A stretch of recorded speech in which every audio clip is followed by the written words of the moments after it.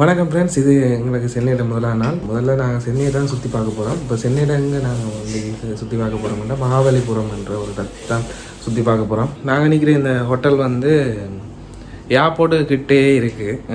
ஏர்போர்ட்லேருந்து ஒரு 5 கிலோமீட்டர்ஸ் தான் வரும். இவங்கள்ட்டே நாங்கள் பிரேக்ஃபாஸ்ட் லஞ்ச் எல்லாமே எடுத்துக்கொள்ளலாம். இந்த ஹோட்டலுக்கான நீங்கள் வந்து நான் கீழே போகிறேன். இந்த ஹோட்டலில் விலை வந்து ஒரு நாளைக்கு 1800 இந்தியன் காசு. பிரேக்ஃபாஸ்ட் இட்லியும் தோசையும் ஓட பண்ணியிருந்தோம். அது எப்படி வந்திருக்குன்னு பார்ப்போம். இட்லியோட வந்தாங்க 4 இட்லி வந்து 80 ரூபா. தோசை இது சாம்பார் வடை. சாம்பார் தனியே இல்லை, சாம்பார் வடை வந்து சாம்பாரும் வடையும் சேர்ந்த மாதிரி. சாப்பிட்டு முடிஞ்சோடனே டீயும் வந்துட்டு. டீ இல்லை, இது மில்க் காஃபி தான்.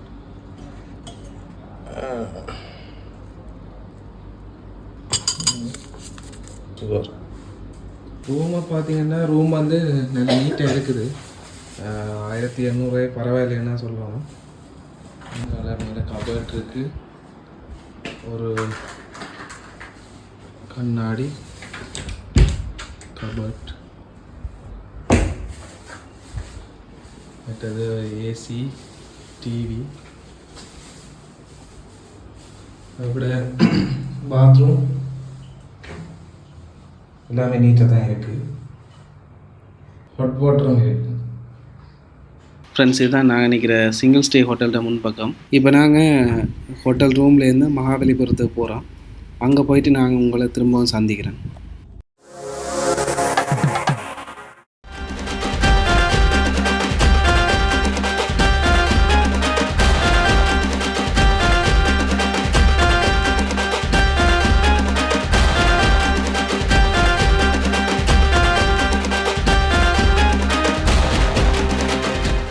ஃப்ரெண்ட்ஸ், நாங்கள் இன்றைக்கி மகாபலிபுரம், இந்தியா மகாபலிபுரத்தில் இருக்கிற வாட்டர் ஃபால்ஸ், அதுக்கு பக்கத்தில் இருக்கிற இடங்களை பற்றி தான் பார்க்க போகிறோம். இது ஒரு பெரிய இடம். கிட்டத்தட்ட ஒரு 2-3 மணி நேரத்துக்கிட்ட தேவை. நாங்கள் 7 மணி வரைக்கும் இந்த வீடியோ கவர் பண்ண பார்க்குறோம். முழுமையாக கவர் பண்ணிடலான்னு நினைக்கிறேன். இந்த ஒரு வீடியோவில் எங்களால் முடிஞ்ச அளவு வரையும் இந்த வீடியோ கவர் பண்ணி உங்களுக்காக போடுறோம். வாங்க இப்போ வீடியோக்காக போடலாம்.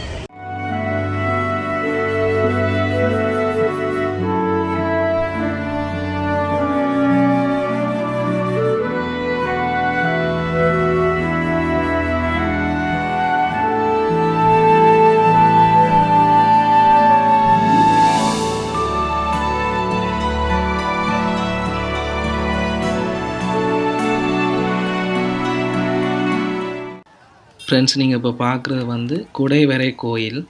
இது வந்து முற்றுப்பெறையில் கிறிஸ்துக்கு பின் 672ஆம் ஆண்டு இந்த கோயில் வெட்டப்பட்டதாக, அதாவது இந்த செதுக்கி இதை செய்யப்பட்டதாக நம்பப்படுது. இந்த கோயில் வந்து பல்லவர் காலத்தில் செதுக்கப்பட்ட கோயிலாக காணப்படுது. ஃப்ரெண்ட்ஸ், நாங்கள் அந்த கோயிலுக்குள்ளே போய் பார்த்தோம். மிகவும் குளிர்ச்சியான ஒரு தன்மையிலாம் காணப்படுது உள்ளுக்குள்ளே. அது மட்டும் இல்லாமல் பெரிய ஒரு பாறைக்கல்லை வந்து குடைஞ்சி செதுக்கி ஒவ்வொரு சிற்பங்களை அதுக்குள்ளே செதுக்கி முழுதாகவே வந்து ஒரு கலை நேயத்தோட இந்த கோயில் செதுக்கப்பட்டிருக்கு. செய்யப்பட்டிருக்குன்னு சொல்கிறது அவ்வளோ சரியில்லை, செதுக்கப்பட்டிருக்குன்னு தான் சொல்லணும். ஏண்டா கற்களை குடைஞ்சி தான் இதை செய்திருக்கணும். இதில் என்ன சிறப்பம்சம்னா கற்கள், தூண்கள் எல்லாமே செதுக்கப்பட்டிருக்கு, குடைஞ்சி செதுக்கப்பட்டிருக்கு. இந்த தூண்கள் நீங்கள் பார்க்குற இந்த தூண்கள் எல்லாமே நிலத்திலிருந்து மேலே வரையும் அப்படியே ஒரே கல்லில் செதுக்கப்பட்டிருக்கு. இப்போ நீங்கள் பார்க்குற இந்த இடம் வந்து கோயிலுக்கு முன்பக்கத்தில் இருக்குது. இந்த இடம் வந்து நான் நினைக்கிறேன் ஒரு பொய்கை மாதிரி, தண்ணி தேங்கி நிற்கிற ஒரு பொய்கை மாதிரி இருக்கணும். அதுக்கு முன்னால் இருக்கிற 2 பெரிய பாறாங்கல்லில் வந்து சிற்பங்கள் முழுக்க சிற்பங்கள்லாம் செதுக்கப்பட்டிருக்கு. நீங்கள் பார்க்குறீங்க அந்த யானை சிற்பங்கள். அது மட்டும் இல்லாமல் ஏகப்பட்ட சிற்பங்கள் இதில் செதுக்கப்பட்டிருக்கு. இதே இடத்துல தான் 2019ஆம் ஆண்டு சீன அதிபர் ஷி ஜின்பிங்கும் இந்திய பிரதமர் நரேந்திர மோடியும் சந்தித்த இடம். அந்த சந்தித்ததுக்குரிய சில பதிவுகளோட வீடியோ நான் தொடர்ந்து போடுறேன்.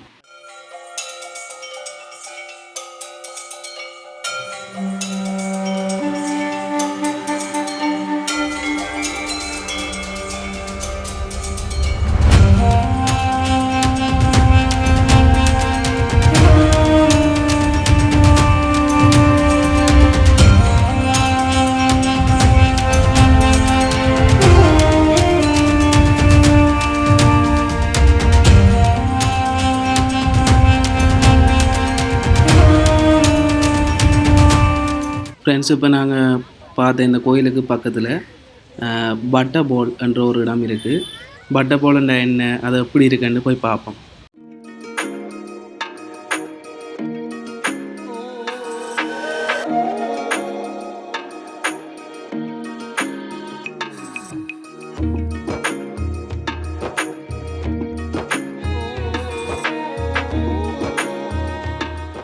இப்போ நான் நிற்கிற இடம் வந்து வட்ட ஃபால்ஸ் கிட்ட போய் பார்ப்போம் எப்படி இருக்கேன்.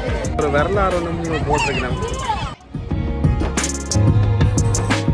இந்த பட்டபோல் வந்து முழுக்க ஒரு ஈர்ப்பு விசையால் இப்படி நிற்கிது. இந்த பட்டபோல்ட உயரம் பார்த்திங்கன்னா 6 மீட்டர், அகலம் 5 மீட்டர், 120 டன் வரையும் எடை கொண்டதாம். இந்த பெரிய பாறையில் இந்த கல் பிடிச்சிருக்கிற அடிப்பரப்பு வந்து 1.2 மீட்டராம். ஏறுறது எப்படி இருக்கு, செங்குத்தாக தான் இருக்கு. இந்த கல்லை தான் எடுக்கலாம், அப்படியே விட்டுட்டாங்க. வா, இங்கே இருக்கா எப்படி இருக்கேன்.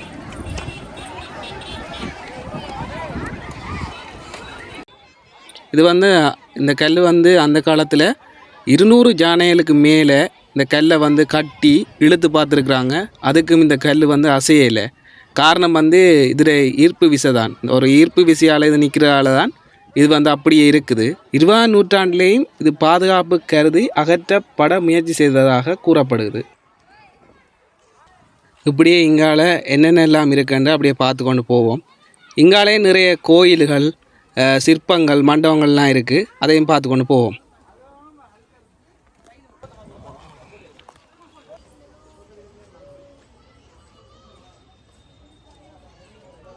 இது வந்து வெண்ணெய் கடைகிறதுக்காக உருவாக்கப்பட்ட தொட்டி. இந்த தொட்டி வந்து கோபியர்களோட வெண்ணெய் கடைதல் தொட்டி என்று அழைக்கப்படுது. அதுக்கு பக்கத்தில் வந்து கிபி 672ஆம் ஆண்டு பல்லவ மன்னன் 1ஆம் பிரவேஸ்வரனால் மாமல்ல கட்டிட பாணியில் வந்து 3 கருவறையை கொண்ட ஒரு மண்டபம், பிரம்மா, சிவன், விஷ்ணு 3 கடவுளுக்கும் சேர்த்து ஒரு 3 கருவறையை கொண்ட மண்டபம் கட்டப்பட்டிருக்கு. இந்த மண்டபத்தில் வந்து சிவன் கருவறை வந்து கொஞ்சம் பெருசாக கட்டப்பட்டிருக்கு. அதைத்தான் நீங்கள் இப்போ பார்த்து கொண்டிருக்கிறீங்க. இந்த கட்டிடக்கலை எல்லாமே பல்லவ காலத்துக்குரியது.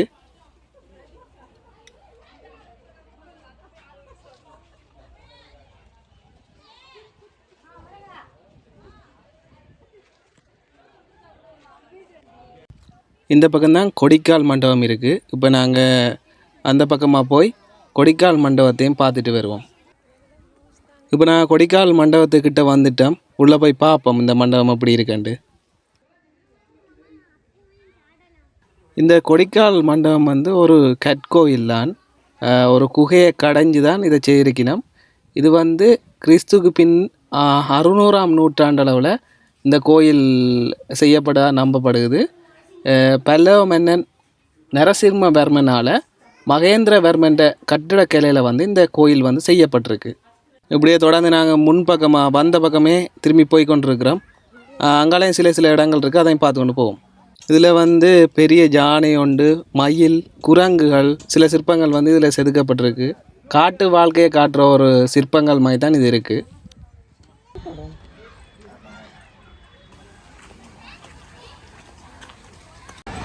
நாங்கள் அந்த பக்கத்தால் அப்படியே வந்து அப்படியே சுற்றி பார்த்து கொண்டு வந்து இங்கே வந்துட்டோம்.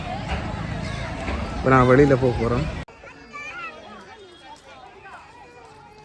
ஃப்ரெண்ட்ஸ், இதோட முடிஞ்சேன்னு நான் வெளியில் வேற போயிருக்கேன். இந்தியாவில் ஒரு கோயில் ஒன்று பட்டுது. அதான் ஒரு பழைய பிள்ளையார் கோயில் உண்டு. இந்த கோயிலுக்கு பக்கத்தில் அங்கால என்ன நிறைய இடங்கள் இருக்குது, அதையும் போய் நாங்கள் பார்ப்போம். ஃப்ரெண்ட்ஸ், இப்போ நீங்கள் பார்க்குற இந்த கோயிலும் வந்து பல்லவ காலத்துக்குரியது. வரதர் கோயில் உண்டு. இந்த கோயிலை சொல்லினோம்.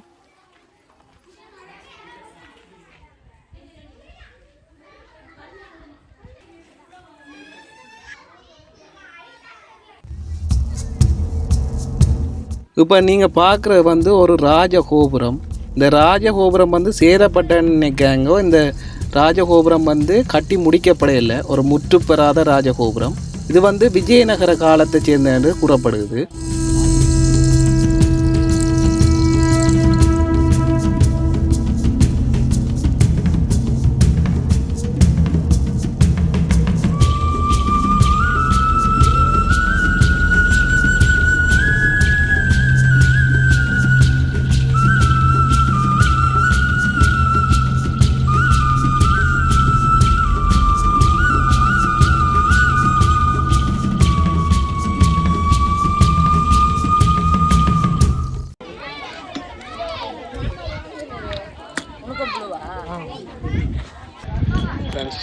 கோலி சோடா இந்தியா காசுக்கு 30 ரூபா.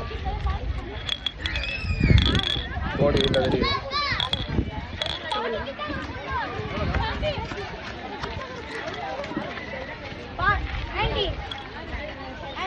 நல்லா தான் இருக்கு ஃப்ரெண்ட்ஸ். இப்போ நாங்கள் மகாபலிபுரத்தில் இருக்கிற கற்கோயிலுக்கு ஏறி கொண்டிருக்கோம். மேலே போய் பார்ப்போம் எப்படி இருக்கு.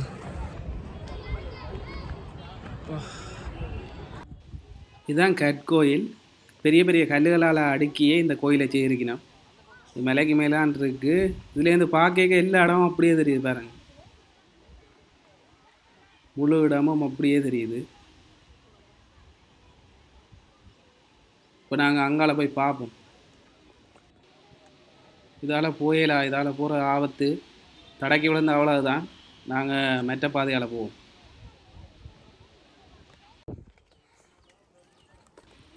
இதுதான் அந்த கல்கோயில் முன்பக்கம். அப்படியே இஞ்சால வந்தால் அதில் தெரிகிற 2 இடம் வந்து ஒன்று கிளங்குற விளக்கு, மற்றது வந்து இன்னொரு சிவன் கோயில்னு நினைக்கிறேன். அது அதுக்கு போகிற பாதை இது இல்லைன்னு நினைக்கிறேன். அங்கால ரோட்டால் வந்து தான் வரணும். அதுக்கு போகிறதுக்கு இப்போ எங்களுக்கு நேரம் காணாது. அதால் போய் பார்க்கலாது. ஏற்கனவே இவ்வளோ சனம் நிற்கிது. இனி இதுக்குள்ளே போய் பார்த்தா அப்படியும் கிட்டத்தட்ட ஒரு 1.5 மணி 2 மணி நேரம் ஆகும். அதால் இன்றைக்கி இதை முடிப்போம் இந்த வீடியோவை. இன்னொரு நேரம் இந்த இடத்துக்கு வந்தால் கட்டாயம் நான் இந்த 2 இடத்துக்கும் போய் பார்ப்போம். ஃப்ரெண்ட்ஸ், நாங்கள் இன்றைக்கி மகாபலிபுரத்தில் இருக்கிற பட்டர்ஃபால், அது பக்கத்தில் இருக்கிற இடங்கள், கோயில்கள், குகைகள் எல்லாத்தையும் பற்றி பார்த்துனாங்க. இந்த வீடியோ உங்களுக்கு பிடிச்சிருக்குமென்னு நினைக்கிறேன். தொடர்ந்து இந்தியாவில் நாங்கள் எடுக்கிற வீடியோக்களை போடுவோம்.